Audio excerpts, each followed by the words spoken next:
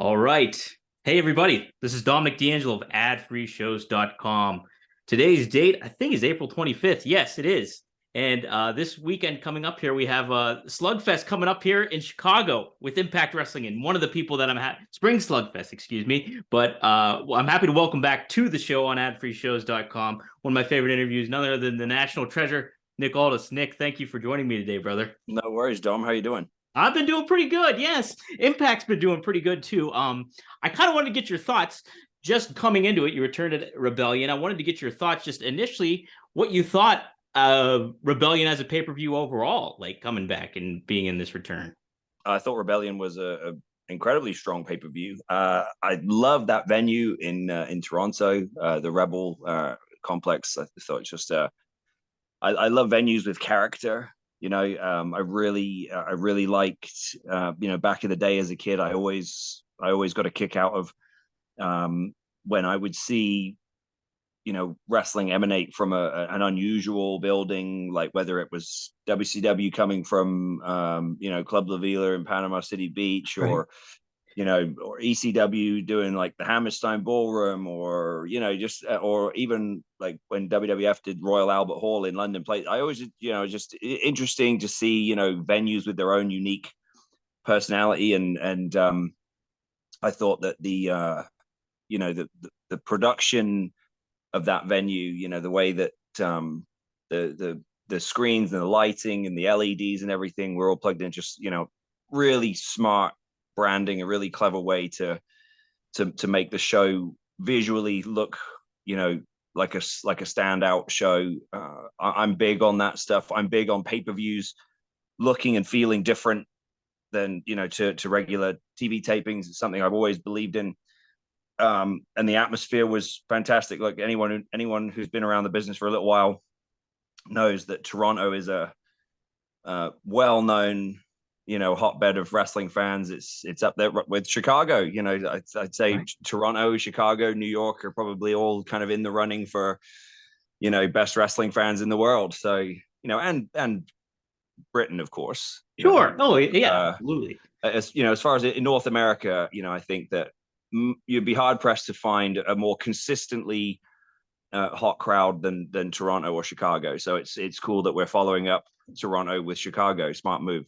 It is very smart move. And like the dynamic that you get in Canada too, in comparison, a lot of the times, because like they're just always thirsty for wrestling and stuff like that. So the moments that you go there and get that, and then coming into Chicago too, obviously a hotbed for wrestling. One of the probably the most notorious wrestling city going modern today wise. So it's very neat to see. I got to ask too, you just being back in Impact and the legacy that you have there with TNA and everything like that.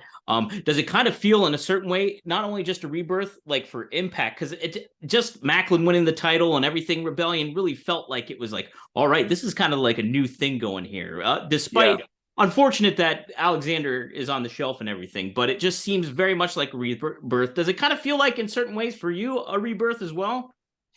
I think it was yes, I think it's it's a new chapter, and that's always exciting. And I think that,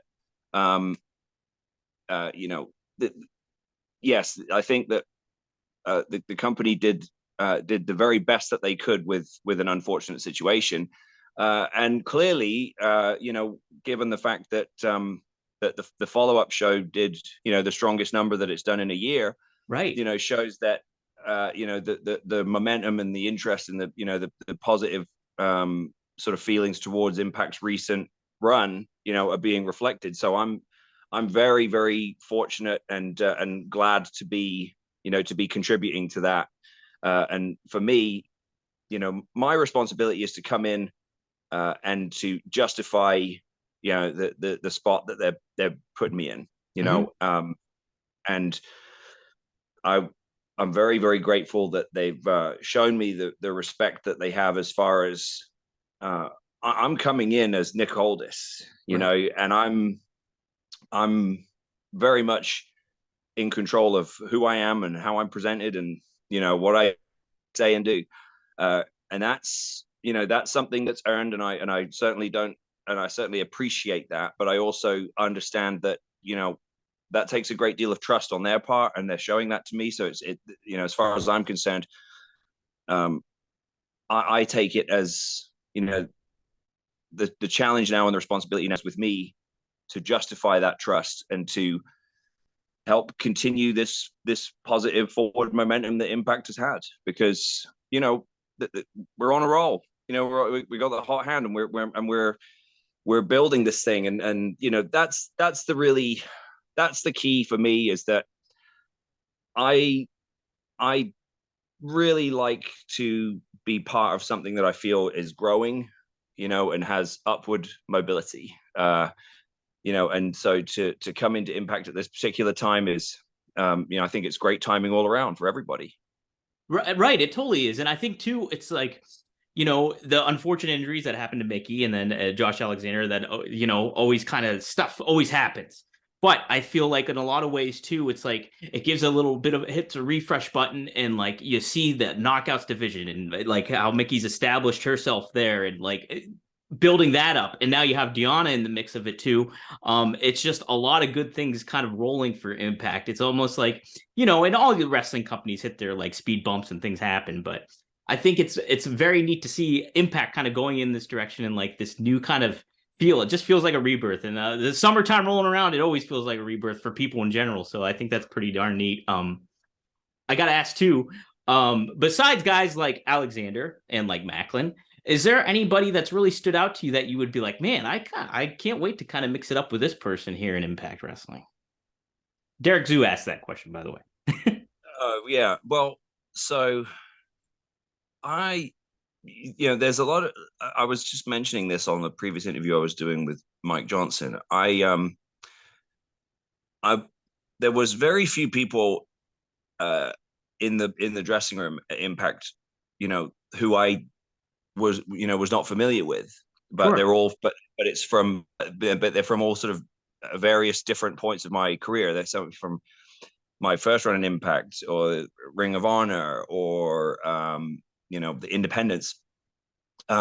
So looking around, there are a lot of guys there who I've never had the chance to get in there with. The matchup that we came close to doing and then didn't happen due to the pandemic was me and PCO. Wow. That was we were set to do that for Ring of Honor, and and at that time it would have been, I think I always felt like there was a sort of hankering for that match. So that one, that's something that I think about. I'm thinking about sort of some of the younger talent, that I was coming across, at like Ace Austin, is someone who, obviously right now he's tearing it up with Chris Bay in the tag team division. But, I've watched him from afar and thought that would be a fun matchup. That would be an interesting story to tell. Eddie Edwards and I have collided, but only in tags. So, and I think what would be fun about mixing it up with Eddie at some point is that he and I both, I think, as we were about the same age, and as we both sort of progressed into our 30s, we both sort of took on this responsibility with our respective roles, as far as sort of being a leader and kind of pulling the wagon, like he's done with Impact and I did with the NWA. So it's interesting I think it would be cool for he and I to get in there in the right circumstances. That's one of the things, Dom, that's so exciting to me about coming into Impact, is that roster. I don't think I think people spend a lot of time, pontificating about WWE and who's coming and going, and AEW and who's coming and going, and that's understandable, right? But this Impact roster is really, really high level, world-class guys, and a lot of real seasoned professionals, a lot of really talented young wrestlers. The Knockouts division is arguably the strongest it's ever been. So just all the way around, I'm just, that was the thing that stood out to me. The two things that stood out to me was wow, this is a loaded roster. God, there's so many guys here I want to wrestle. And two, just the overall atmosphere in the dressing room was so positive. You could feel that everyone really knows, like, we're on the front foot here. We got really good positive forward momentum, and you could feel everybody was pushing and striving to bring out the best in each other and bring this company back to prominence. And that's, I'm all about that, and I know a thing or two about doing that. So you sure do. Yep. And it's keeping your nose to the grindstone thing. It's kind of that mentality because, like, like I said, Impact has run into its speed bumps. But then, as long as you kind of keep moving focus and worry about what you're doing as a company, and then, as a star, what you're doing as a star, then you're going to be on the right track. I think, well, you mentioned it, like the locker room dynamic, and Tommy Dreamer mentioned this in the interview I did earlier, was like it is a wrestler's locker room, it feels like, and a wrestler's like promotion, it feels like, in a lot of ways. I gotta ask, in your experience, the younger talent and everything like that, I keep hearing a lot of it's like so many of them do not take advice from veteran talent. Do you find how have you kind of approached that kind of mindset? And do you think that's been an ongoing problem in wrestling as of recent? I think it's too hard to generalize it and to say, oh, all wrestlers don't take enough advice. I think it's, I can speak for it, from two different perspectives, right? Because, sure. And this is actually a great time to discuss it, because in my first run in Impact, I received a lot of opportunities, and I accomplished a lot. But I felt like, looking back at it now, it's like I accomplished it with very limited tools in my toolkit. I just sort of muddled my way through and sort of faked it till I made it, and luckily, I was able to sort of hide my weaknesses and accentuate my strengths enough, to sort of build on, to grow and obviously eventually work my way to the world title in that promotion at that time. But I think back on it now and I think, God, why couldn't I have wrestled Sting when I was 30 instead of 25, and like AJ Styles, like how, God, I would love to wrestle AJ now, and I think back to all those times and I think, God, I was not quite there. I was so, but see, I also think that I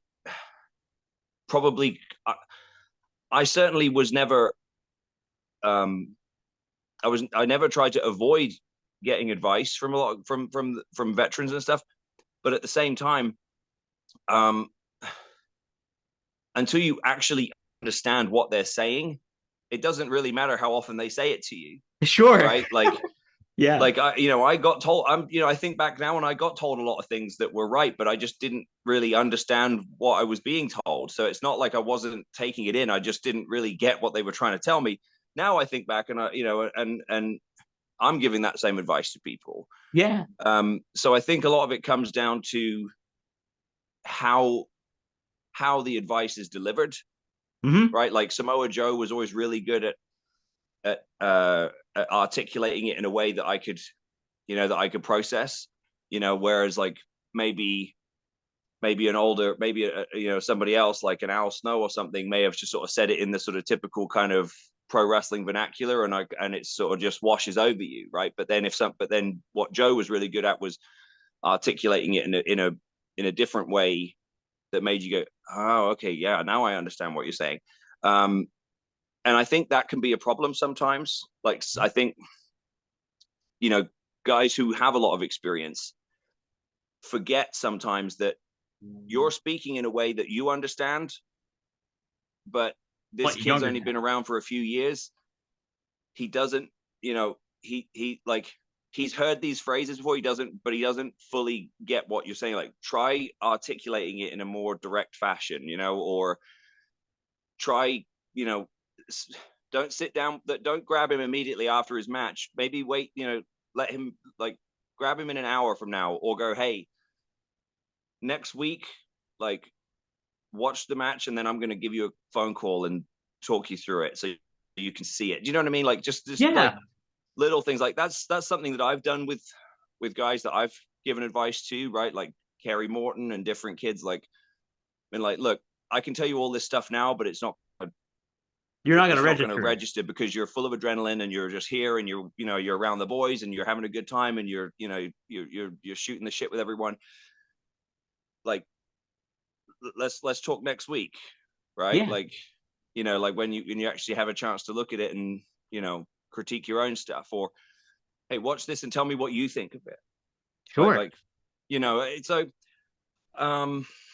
yeah, there's certainly a mentality now, and I think it's fostered by social media, that guys feel like they have to present themselves as the total package. I'm ready. I'm the man. Right. They know what they're doing at this point. Yeah. Yeah. Because to not present yourself that way would be detrimental to your brand and to, building your sort of your following and everything.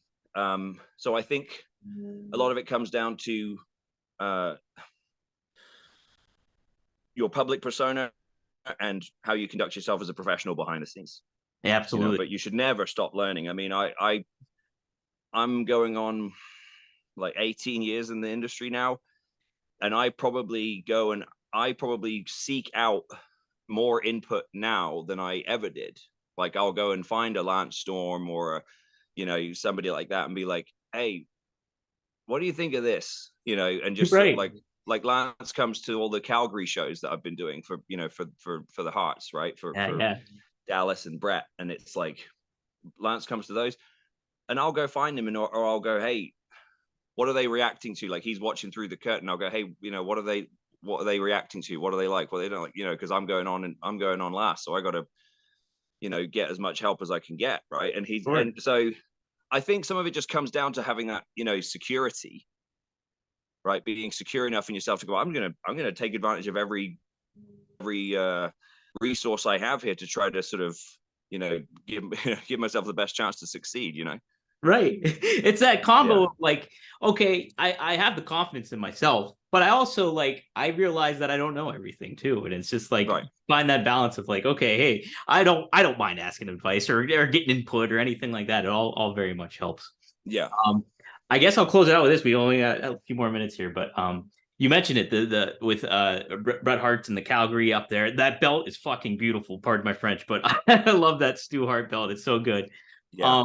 Have you? What has Bret kind of told you about you and the development that he's kind of seen over you? Has he kind of experienced a little bit of what you've done over your career? Yes, and to be honest, it's probably the biggest confidence boost I've ever had is for Bret to to show up at the Victoria Pavilion, and to get with Bret, who's my hero, the icon of icons for me, and for Bret to say, hey, I've got this idea, and to present something to me and then be like, what do you think? And I say, yeah, like, I like that. Oh, and maybe I could, to make it my own, I could do this, this, and this. And Bret's going, yeah, that makes it better. That's an incredible feeling to have Bret sit there and go, good idea, Yeah. Right? Because, hey, and, Bret said something to me at the last Calgary show. He said, he goes, I really like the way that you take your time, right? Building, like, you make them wait. Like, you take your time when you start a championship match. You don't go rushing into sort of, to be desperate to try to get them to react right away. Like, you make them wait. And I said, of course I do. I learned that from you, right? Like, where do you think I got it? And I said, like, I hate, it sounds like terrible brown nosing, but I was just like, Bret, like, where do you think I got that from? Right. Like, that's you, dude, that's your thing. And I heard an interview that Bret gave recently, where he's talking about the success that Dungeon Wrestling's had. We've doubled the house, since I sort of got there in October, and now we've been having basically capacity shows at the Victoria Pavilion, and to hear Bret sort of talk about that, and to say, well, we've got Nick Aldis, he's one of the best wrestlers in the world. It's like, I would never have dreamed that that I'd be hearing Bret say that about me. So again, just a tremendous confidence boost, and again, just my my sort of professional mentality is to, okay, I have to justify that praise. I have to, I can't let the hitman down. Right. Keep sharpening that blade. Yeah, sure. Absolutely. That's it. And you talk about cool venues. That Dungeon Wrestling, that atmosphere there looks very cool. Very cool. I want Impact Wrestling to go run a show at the Victoria Pavilion. I've been hammering that point with Scott D'Amore and the higher ups at Impact. I'm like, we've got to get a show at the Victoria Pavilion, man. The Stampede stomping grounds. It'd be awesome. Right, been there a little bit more. Yeah. Well, cool, Nick. Anything else you want to plug? You got Legacy Subs going on. LegacySubs.com, and in celebration of my return to Impact, you can use code IMPACT for a special 20% off all products at LegacySubs.com. Yes, but no, look, the main thing is keep supporting Impact Wrestling. Like I said, we had our strongest number that we've had in over a year last week, and I want to keep building on that positive momentum. It's on Access or the Impact Plus app, or DAZN if you're overseas. This weekend, if you're a wrestling fan in the great wrestling city of Chicago, Illinois, there are still some tickets available, I think, for the tapings, and it's a loaded roster. I'm pretty confident that I'll be donning the tights and lacing up the boots this time around, not just talking. So my return to an Impact Wrestling ring will be this week in Chicago. Go to impactwrestling.com to get your tickets and come out and support Impact. Cicero Stadium, Spring Slugfest. That's a good venue too. So yeah. Cool. Awesome. Well, thank you, Nick, for taking the time. It's always great to talk to you, and we'll see you next time here on adfreeshows.com.